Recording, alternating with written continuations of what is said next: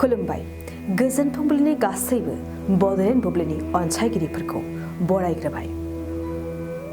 दिनै 26 डिसेम्बर समबारनि फानजामुथिखौ फरायथिनो लादों आं गेवलां हाज'हारिया। फानजामुथिनि गिबियाव दं मेष राशि, सोलोंथाइ लानायाव मोजां सान, सोलोंथायाव मुं जागोन, फरायनायाव गोसो होबथाबगोन। वृष राशि, हरखाब नखराव धोरोम सोलायनो सानगोन, गावनि धोरोमखौ लानानै गोसोआव साननाय हनाय फैगोन। मिथुन राशि, नखराव दावराव दावसि सोमजिगोन, बिसि फिसायनि गेजेराव एसे जेंनाखौ लानानै नांलायनाय जागोन, दुखुजों समखौ बारहोनांगोन।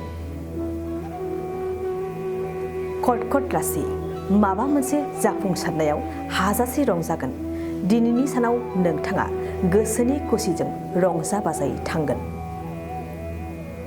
सिंह राशि, बादायलायनायाव जै जागोन, जायखिजाया खामानियावनो जाफुंसारगोन, समा नोंखौ हेफाजाब होगोन। कन्या राशि, संसारनि जारलायाव गोग्लैगोन, जेरावबो रेहाय मोननाय नङा, गोसोनि साननायजों समखौ बारहोहरगोन। तुला राशि, मोजां सान जानाय नङा, बिसि फिसायनि गेजेराव खोथा बाथ्राया गोरोबलायनाय नङा, एसेयावनो बोराबलायगोन। वृश्चिक राशि, सुथुरनिफ्राय आनज्रायगोन, गोसोआव गोनो गोथो साननाय थानाय नङा, समा मोजाङै थांगोन।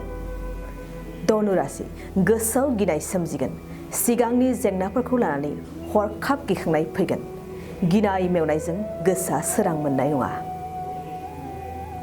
मकर राशि, नखराव मोजां खामानि जागोन, नखरनि गासै सोद्रोमाफोरनि गेजेराव गोरोबलायनाय फैगोन। कुम्भ राशि, गावनि अनजालिजों सोमोन्दो नागारलायगोन, एसे जेंनायानो गिदिर जालांगोन, सानै हयै आगान सुरनाया नोंथांनि साबसिन। मीन राशि, नखराव मुवा बेसादफोर सोरजिगोन, जायखिजाया फालांगियाव मुलाम्फा जानो हागोन, रां बाहायनायनि फारसे अननाय फैगोन। दिनै सानसेनि राशि फरायथियाबो एसेनोसै।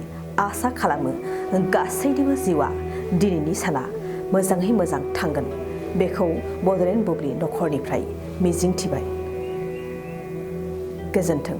नोंथाङा सानाय सुनाय बेरामनि जेंनायाव गोग्लैदों नामा?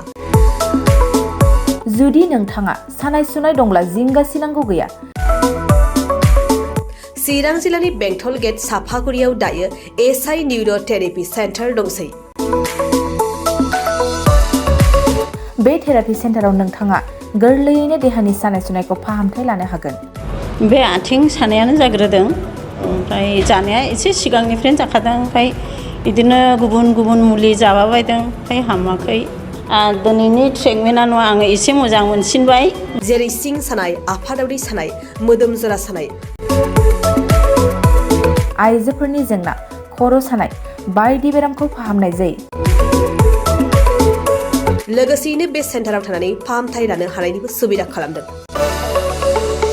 नोंथांमोनहा एसआइ निउर' थेरापि सेन्टाराव फाहामथाय लानो गोसो दंब्ला नैबे मबाइल नम्बर 7620160459 नङाब्ला 9476977956 आव थोंजों सुलाद लानो हागोन।